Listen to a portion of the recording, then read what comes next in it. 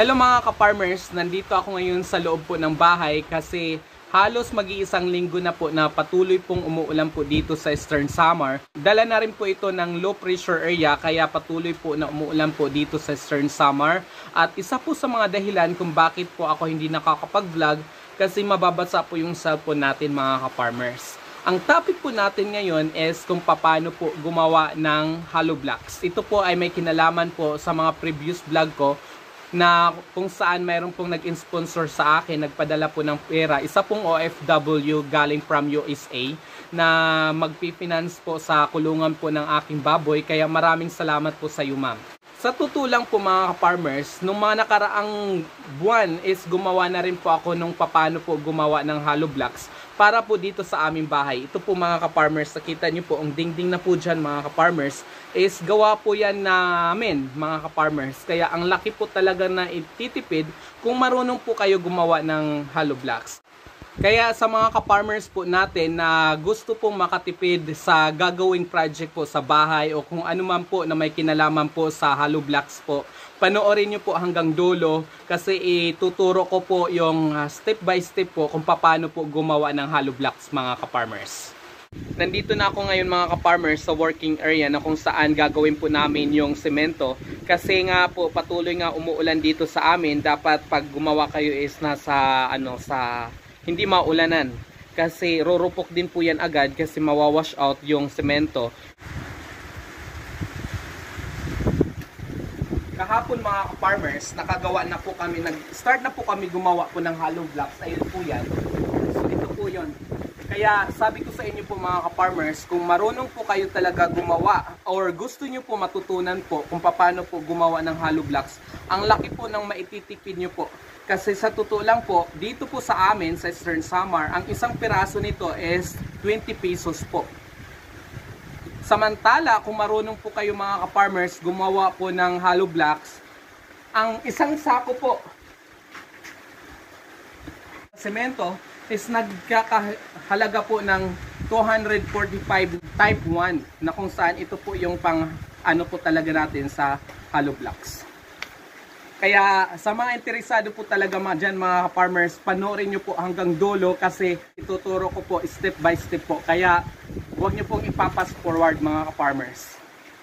Nung nakaraang buwan po mga farmers, nung gumawa po ako ng hollow blocks, ang dami din po nagtanong saan ko po nabili itong hulmaan ko po ng hollow blocks. Ito po mga farmers. Nabili ko po ito sa construction materials po, yung mga hardware po, sa mga hardware po mga farmers. Sa 2,500 po. Talagang sulit naman po talaga ito mga farmers kung mayroon kayo nito. Sa isang sako po ng semento na nagkakahalaga po ng 245 is kaya po natin gumawa ng 35 to 60 piraso po. Depende po yan sa tibay po ng gusto nyo po mga ka-farmers. Dito po kay Alex Farmers, bali po ang ginagawa ko lang po is 35 to 40 po. Pero sa akin ngayon is valid, okay na, satisfied na po ako sa 30 to 35 po mga ka-farmers. Again po, depende po yan sa gusto nyo pong tibay po mga ka-farmers. Kahit mahigit kalahati na bat o hangin, kulang natin dito.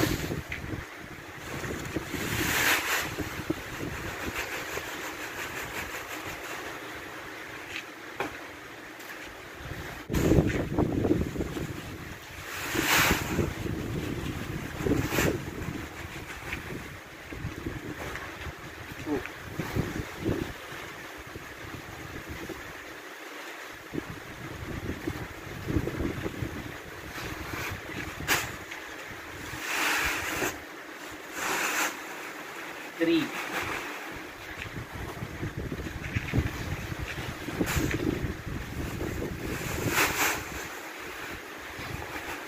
Four.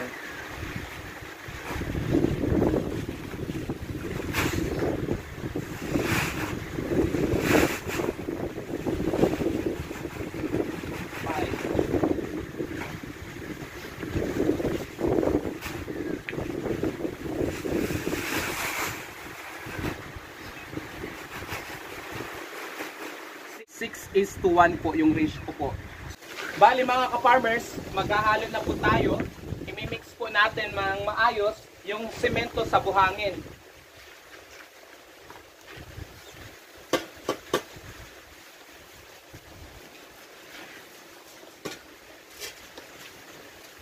Tanggalan na ito.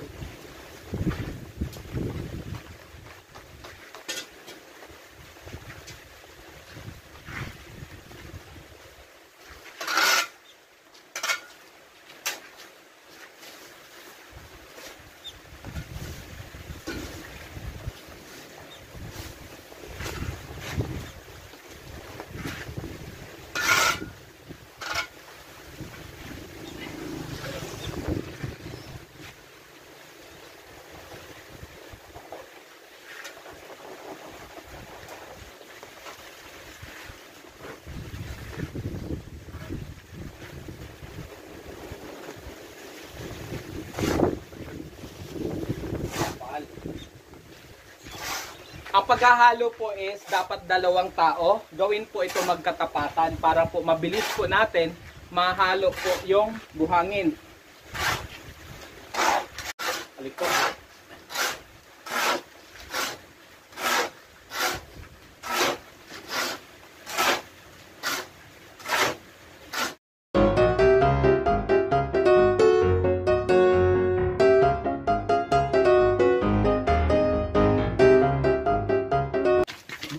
Bali mga ka-farmers, maglalagay po tayo ng tubig, pero paunti-unti lang po ito, kagaya ng ginagawa ng kapatid ko.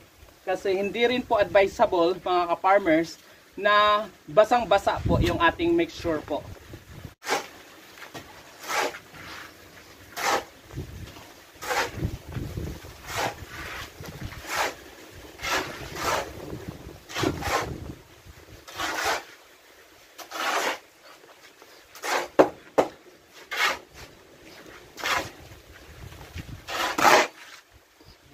Yung pagalaw na tanong rin po. Wala na ito kung ano.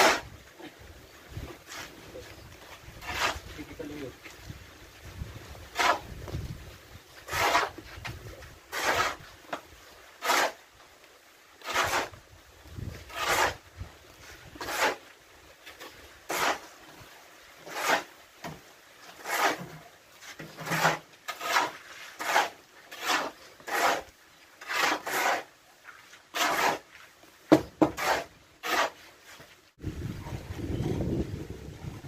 Pag okay na po mga ka-farmers yung mixture natin na medyo mamasa-masa na po, kagaya dito, is that's the time po na ilalagay na po natin sa muldihan. Ito po, parang nagpuputo lang po tayo, ganun lang po kabilis.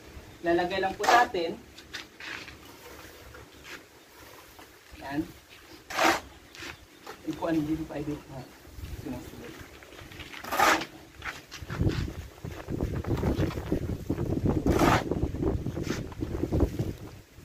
Tapos, pag na medyo mapuno na, ano lang po natin, ganituhin lang para masiksik. Tapos, lagay ulit.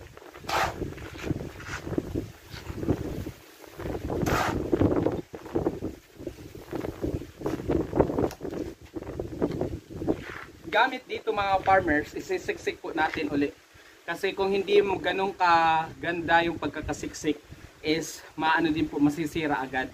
I mean yung hindi mamumold ng maayos.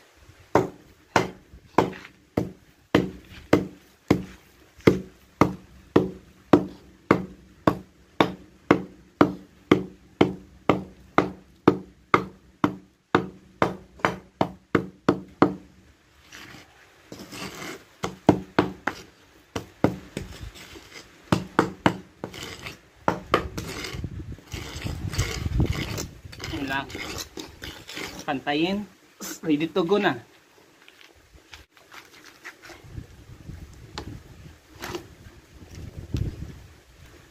Tapos habang para mabilis matanggal, ganito lang itong mechanism na to, ito yung gagalaw sa ating mixtures. Ganitoin lang po natin ito, galaw-galaw pag nasiksik na maayos, hawakan po natin ito para ma-push po natin itong mechanism na to para mailabas po yung mixtures.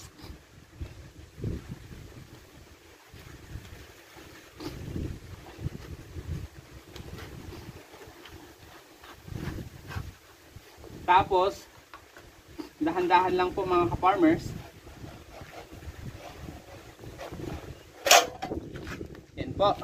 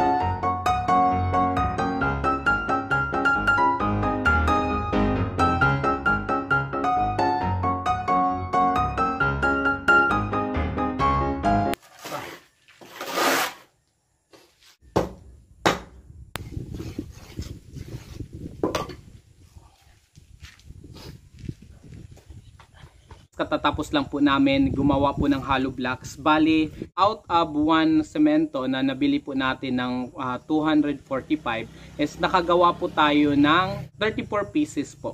Sa totoo lang po yung 34 pieces, maliit pa po yun. Kumbaga, depende kasi yan sa may-ari, sa gumagawa po, kung gaano po katibay ang gusto nyo po. Kasi sa commercial po, kung bibili po kayo sa commercial o yung mga nagbebenta po talaga ng hollow blocks, minsan pinapaabot po nila yan ng 50 to 60. Depende po talaga yan sa tibay. Kaya gusto namin po kasi yung, yung quality. Kaya kahit yung quantity is di ganun kadami, okay po yan sa amin. At least tipid pa rin po mga ka-farmers. Just imagine po mga ka-farmers, out of 34 pieces, kung bibilihin po namin yung 34 pieces na yun is umaabot po ng 680 po. Ima-minus po natin sa 245 pesos po sa isang sako po is nakatipid po tayo ng 435 pesos po. 'Di ba? Mas malaki na po yung malaki na po yun mga ka-farmers para sa amin kasi yung 435 ibili mo uli ng semento para makadami ka pa po ng mga hollow blocks po. Kasi sa totoo lang po, kung hindi ako